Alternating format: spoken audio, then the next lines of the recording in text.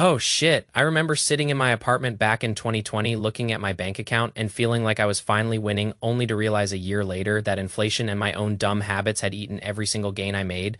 It's like running on a treadmill that S-tilted upward, you re-sweating and moving, but you are actually staying in the exact same place while the world gets more expensive around you. Today, we are going to look at every single financial trap you run into on your way to getting rich, and more importantly, exactly how you are going to dodge them in 2026. Let us kick it off with trap number one, which is over concentration, or what I call putting all your eggs in one fragile basket. This is when one single stock or one specific investment makes up more than 10% of your entire net worth. If you've got $100,000 and 50,000 of that is riding on Google stock, you aren't an investor. You are a gambler praying for one specific outcome. You basically betting your entire financial dignity on the board of directors of one company not messing up. Just look at Intel back in the day because it's a perfect cautionary tale of how this kills wealth. During the dot-com peak, Intel was trading at $65 a share, and even with the AI hype today, it still hasn't touched that 2000 high, while the SP 500 has literally quintupled. The core goal of our journey is steady long-term gains that let us sleep at night. Overconcentration is a trap because you start getting emotionally attached to that one ticker symbol and you lose your objective edge.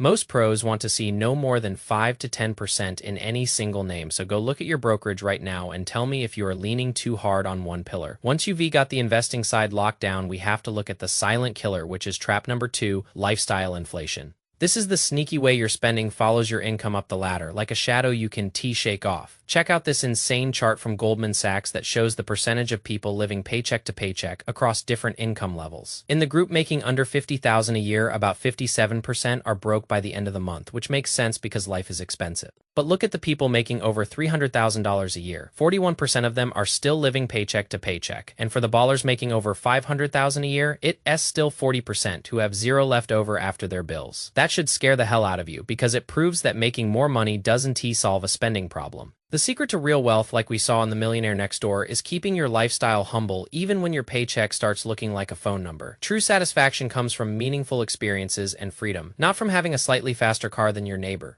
Every time you get a raise or a promotion, you're going to be tempted to flex that cash, but don't get sucked into that status game.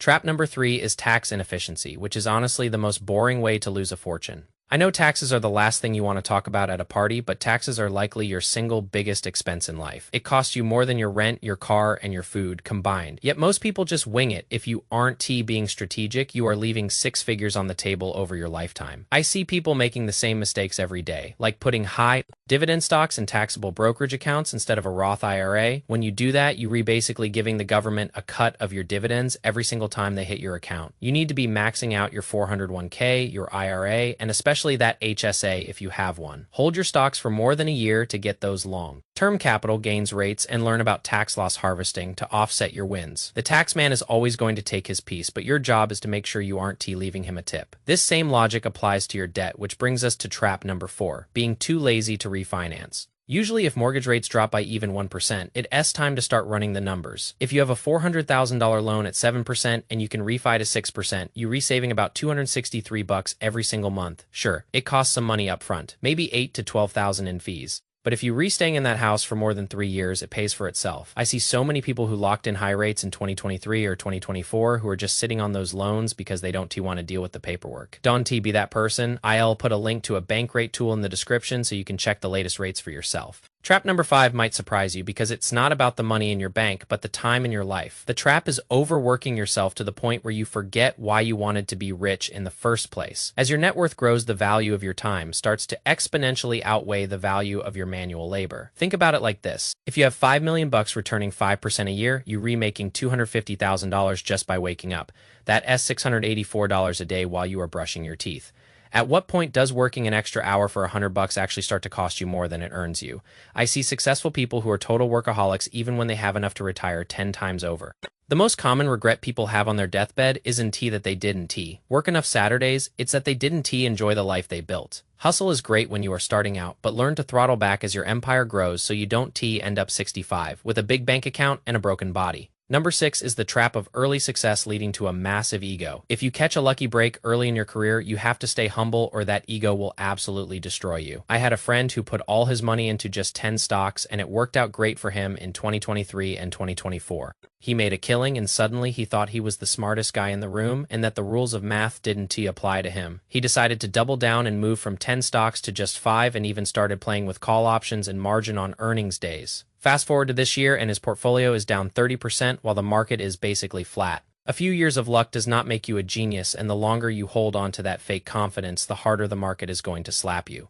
Stay disciplined, and remember that 90% of day traders end up broke for a reason. Trap number 7 is making your financial life way too complicated. As you get richer, you start opening more accounts, more banks, maybe some angel investments or real estate partnerships. Suddenly you have 15 different logins and no idea what your actual total risk looks like. A study by Sidekick showed that a huge chunk of high earners just pretend to understand their complex portfolios. Complexity creates blind spots where high fees and massive risks hide in the shadows. If you can explain your entire financial structure to a friend in 5 minutes, it's probably too messy. If it's getting out of hand, it might be time to hire a pro to help you streamline everything into one clear picture. Trap number 8 is being asset rich and cash poor, or having zero liquidity. This happens when all your wealth is tied up in things like real estate or private businesses. On paper, you look like a millionaire, but if an emergency happens or a massive opportunity pops up, you can do anything because you can sell your house in 7 days. In 2023, data showed that most millionaires actually have a huge portion of their wealth locked in their primary homes and retirement accounts. You need to keep 3 to 6 months of liquid cash in a high-yield savings account at all times. Having that cash on hand is just for emergencies. It's opportunity capital for when the market drops and everything goes on sale. Don't lock up every cent you own in assets that take months to turn back into cash. Number 9 is the classic trap, procrastinating on your retirement savings. We are all a little bit lazy deep down, but the biggest factor in your wealth is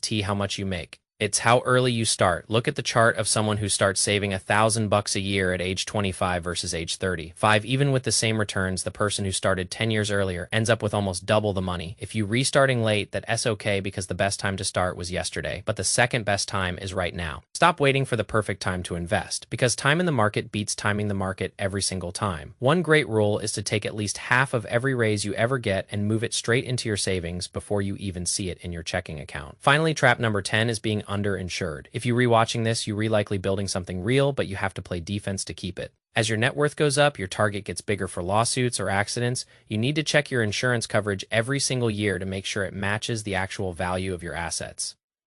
My buddy Graham Stephan checks his insurance every Valentine's Day, and honestly, it's a genius move.